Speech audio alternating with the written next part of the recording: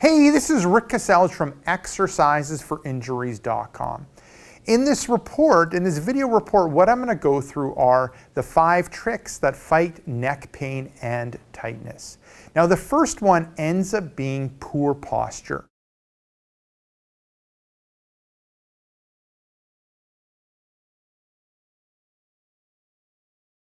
Very few people that I've ever asked have said that they have excellent posture. And looking at your poor posture right now, there's things that you're doing with your poor posture that is making your neck pain worse and your neck tightness worse. And there ends up being 3 things to think about looking at, with the first one being your work. So I'll get Andrea to demonstrate. So you're having a seat and looking at where you're working. If you do any sitting at work or any computer work, looking at where your computer ends up being positioned, where you're working. I mean, ideally, you want to be in a nice upright position with head on top of the shoulders, on top of the hips, with your normal curve in your back. And your screen out in front so you end up being in good alignment. Okay. When the screen ends up going lower, your head ends up tilting forward, and that ends up putting stress on your neck. Now, it's fine for a period of time, but it's going to end up progressively getting worse throughout the day. It's going to get worse over a number of weeks, and it's going to get worse over a number of months and years. So a lot of times what I find happens with people is they're like, oh, it doesn't bother me, my poor posture doesn't bother me. But then a threshold is hit where now everything that they end up doing is painful to their neck. So they've irritated their tissues around their neck to a point that almost like everything hurts. So it's important to kind of work on that posture, especially looking at what you do when it comes to work, sitting, where the computer is set up, where the laptop is set up. Now, the second one ends up being, and people don't think about it that much, is your phone and reading and texting your phone. So if you pretend you have a phone in your hand, just that position with your head being forward, it ends up putting more stress on the neck. And stress in time will end up leading to more tightness in the neck and progressively leading to pain. And how I end up looking at it is like if you grab the ball or tighten your fist as hard as you can and your forearms are all tight, you can do that for a while, but after 5 minutes it ends up being sore and painful. Same thing ends up happening to your neck. And one way that you can test this is, if you're looking straight ahead, have good alignment, if you put your hands in your neck. So if I'll take your hands, and kind of wrap around and see how your neck muscles feel. Now drop your head like you're reading your phone and then see what's happening with those muscles. It's a good chance what's happening is those muscles are tightening up because those muscles are trying to pull the head back. And you got to think about it, feeling those muscles being tight and on for a long period of time throughout the whole day, number of days in a row, a number of weeks in a row. They can handle it for a while, but then eventually that tissue breaks down and it leads to more neck pain and tightness. Okay, moving to the third posture that you kind of need to be aware of when it comes to neck pain and tightness, and that's how you end up sleeping. So it's important to have your neck in a good alignment and a good position throughout the night. You got to think about it. If you're in that position for 5 to 8 hours, and if your neck is in a funny position or kinked or twisted in a weird way, that's going to end up increasing the neck pain and tightness. So ideally, if you're lying down in bed, you want to try to find something that ends up keeping your neck in good alignment. So with Andrea here, we have the towel, and we have it rolled up to a point where it ends up keeping her neck in line with the rest of her body so that there isn't any unnecessary stress on that neck. So if her pillow or pillows end up being too much, her neck will be tilted up and it'll put unnecessary stress on the neck. Or if we end up like taking this away and she's lying down, you can see that her neck ends up moving out of ideal alignment. That might be fine for a period of time, but in time, it's just going to put unnecessary stress, unnecessary stress on the neck, leading to neck pain, increased neck pain, more neck tightness. So that ends up being the first trick. Really look at where you work when it comes to you're sitting, your workstation, especially if there's a computer or laptop involved. Really think about your phone. That ends up having a big effect, and we don't really think about it. You know, little phone, big movements in the neck, which end up having a big impact on neck pain. And then thirdly, really look at the sleep. That ends up having a big impact when it comes to joint health, especially neck pain and neck tightness.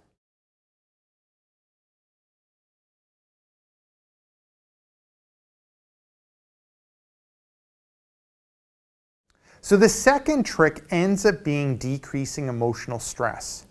So we've probably all experienced it and felt it where you've had lots of stress. So lots of stuff on your mind, lots of pressure, lots of things going on. And what ends up happening is you end up getting tension in the muscle. So that's your body responds from that stress to tightness or tension throughout your body. And it could be in your neck muscles, so your upper traps, or it can end up being your mid-back area here, or it can end up being in your lower back. And what that ends up doing is it ends up increasing your risk of neck pain. It can make your neck pain worse. It can lead to neck tightness or make that neck tightness worse. So it's important to address that emotional stress. So finding ways to decrease your stress or to address your stress or to release that stress. And some ways that I found works really well ends up being breathing. So taking a couple really good belly breaths, 5 or 10, and blowing out the tension. Other things ends up being well is meditating, so trying to calm the body and calm the mind. And also I find what ends up working good ends up being like exercising and letting out that muscle tension that's happening throughout your body. So if you end up having neck pain or neck tightness, really look at your emotional stress or the stress that you're putting on your body, because it ends up having a big effect on your neck pain and your neck tightness.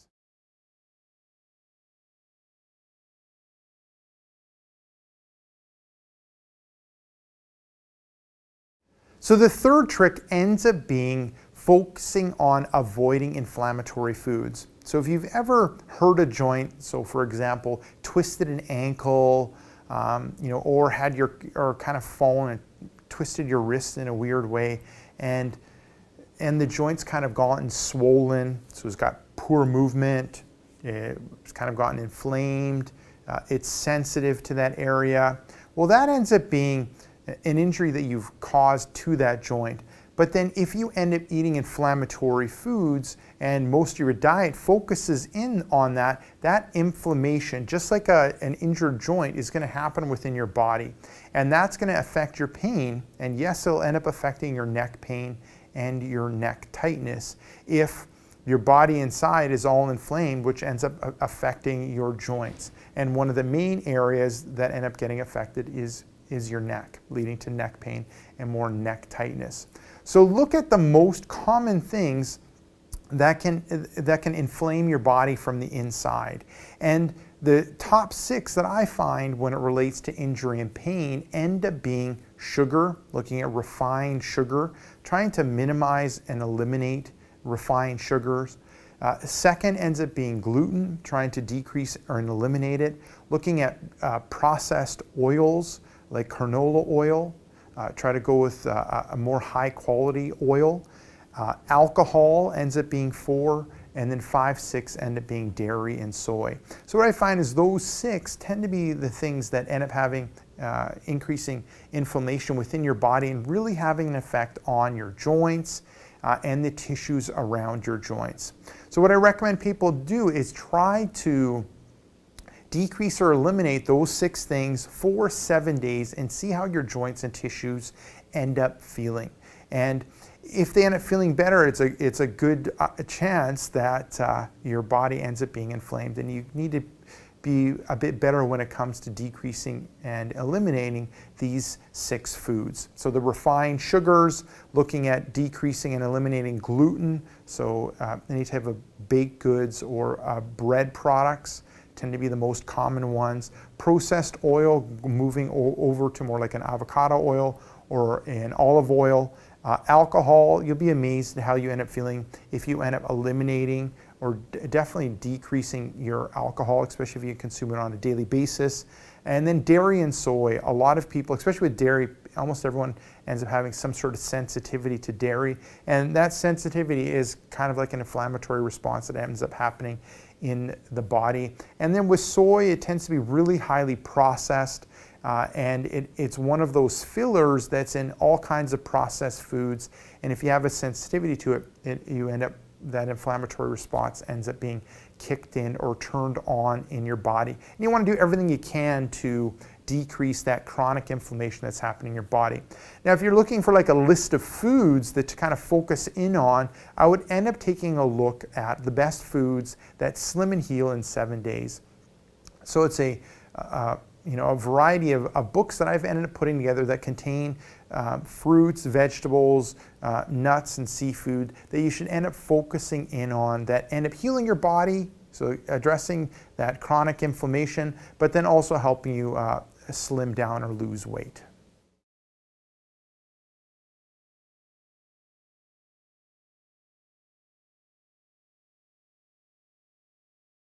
Oh yeah, the fourth trick ends up being making sure that you have all of the macronutrients for optimal joint health and tissue health. So, we might end up focusing in on trying to eat the right fruits and vegetables, but a lot of times we end up missing the appropriate macronutrients that we end up needing for optimal joint health and tissue health. And that might be because of where the fruits and vegetables are grown. The soil might not contain some of the minerals that are needed for optimal health. It could be because you're focusing too much on processed foods. It could be how you're cooking or making your food. So there's a number of reasons why you might not be getting the micro and macronutrients. And what I found with myself was I was focusing a lot on the fruits and vegetables, but I still was missing some of those nutrients. And what I ended up doing is adding to what I eat now. And what I've ended up adding is a supplement called Joint Complex 4000. So it ends up having a lot of those macro and micronutrients that are needed for joint health and tissue health, specifically containing boron and MSM. So I end up taking 2 capsules a day, and I found that it's ended up helping when it comes to my joints, my joints moving a lot easier and being a lot healthier. But then more importantly, it's also helped with the tissue health around those joints, looking at the muscles, tendons, ligaments, and fascia all working and feeling a lot better. So, make sure that you end up having all the macro and micronutrients that you end up needing, or you can end up checking out that Joint Complex 4000, which ends up having those 2 macronutrients that I end up feeling is important, but it also ends up containing another 21 that tend to be important for joint health and tissue health.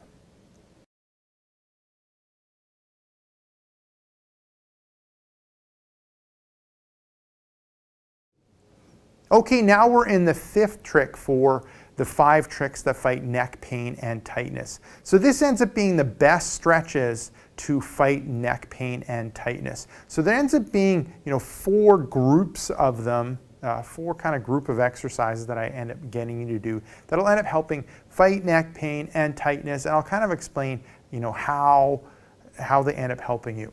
So I'll get Andrea to demonstrate the first one. So the first one ends up being a chin tuck. So you end up being in a good position, head on top of the shoulders, on top of the hips, back in a normal position.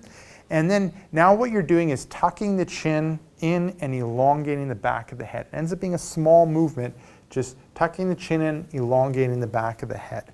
And with this one, what we're doing, it's a mobility exercise. So we're working on improving the movement in the neck vertebrae or neck joints. Also, we end up stretching that neck, the back of the neck there.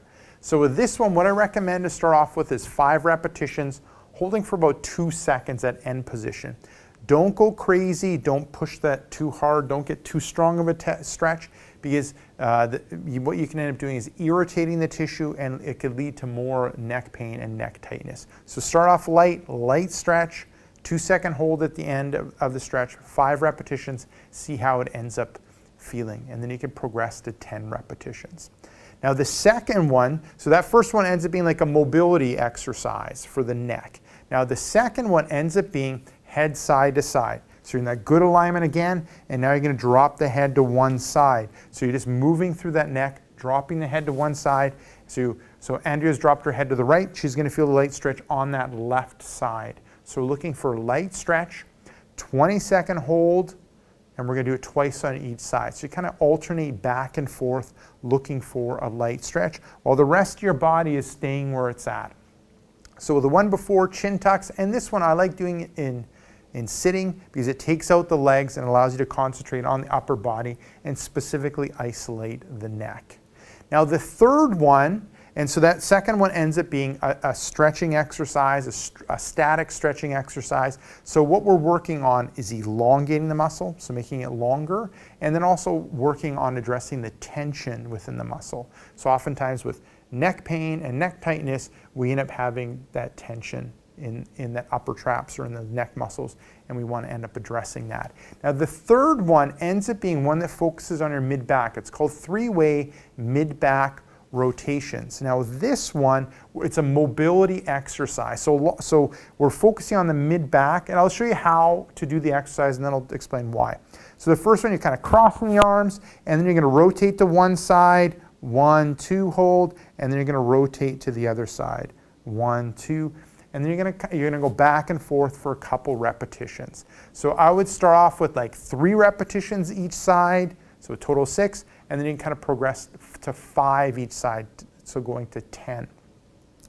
And so that ends up being, one way of the 3-way mid-back rotation. So the next one ends up being rotating to one side and then bending to one side, really trying to have that movement happen in that mid-back area. Coming back up, rotating to the left, bending to the left, and working on that mid-back area.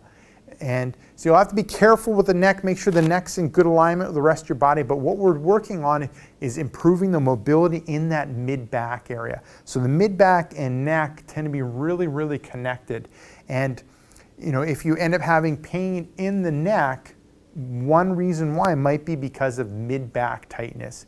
Because if you're not getting good movement in that mid-back area, the joints above and below are going to have to pick up that slack or pick up that movement. And a lot of times that ends up being the neck. So if you can loosen up that mid-back, that'll decrease the stress on the neck, so decreasing neck pain and decreasing neck tightness. So the third way ends up being rotating, let's say, to the right, and now we're going the opposite. Good. 1, 2, back, rotating to the left, and then bending to the side. Good.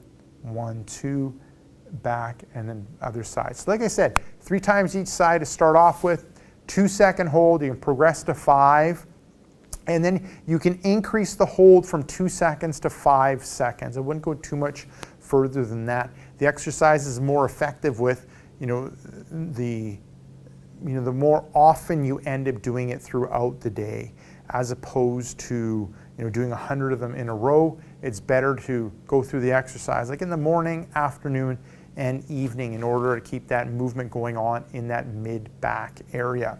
Now the fourth one ends up being head into the hands. So you've got good alignment, looking at head, shoulders, hips, and low back. You're going to take the hands out in front, and you're going to push your head into your hands, and you're looking at waking up all those small muscles in your neck, specifically the deep neck muscles. And we want to wake them up. We also want to work on their strength, and we also want to work on their endurance. Because with neck pain, neck tightness, what ends up happening is those muscles don't end up working properly, and we want to do an exercise like this to wake them up. And what you're doing is you're pushing for about 5 seconds. You do about 5 repetitions, and how hard you're going to go. Start off with 10%, and you can progress to 25% of your maximum. And like I said, this one ends up being, I call it more of like an activation, endurance, strength exercise for the neck. Because what's most important for the neck is stability and being able to hold that neck in position and have the muscles do that. The muscles in the neck don't need to create force. It's not like a biceps where it needs to lift something up. The neck just needs to stay there. So we need to work on the muscles being active, so turning on, have the good endurance, work for a long period of time, and having the strength to hold our heads there.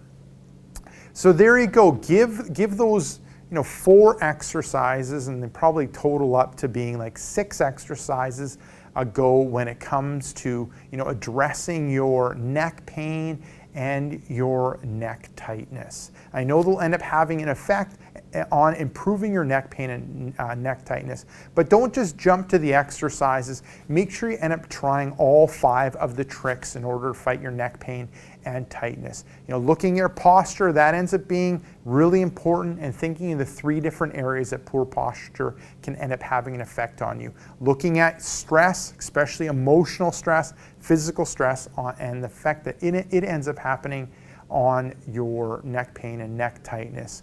Looking at the inflammatory foods that you're eating that are causing inflammation internally in your body. 4th, making sure that you have the macro and micronutrients for ideal joint health and tissue health. And then the 5th one ends up being going through these 4 groups of exercises to help you with your neck pain and tightness. So this is Rick Casellas from exercisesforinjuries.com. Make sure to swing by exercisesforinjuries.com. Enter in your injury or pain. There's a good chance that I have an article, video, or an interview that'll help you overcome your injury and pain.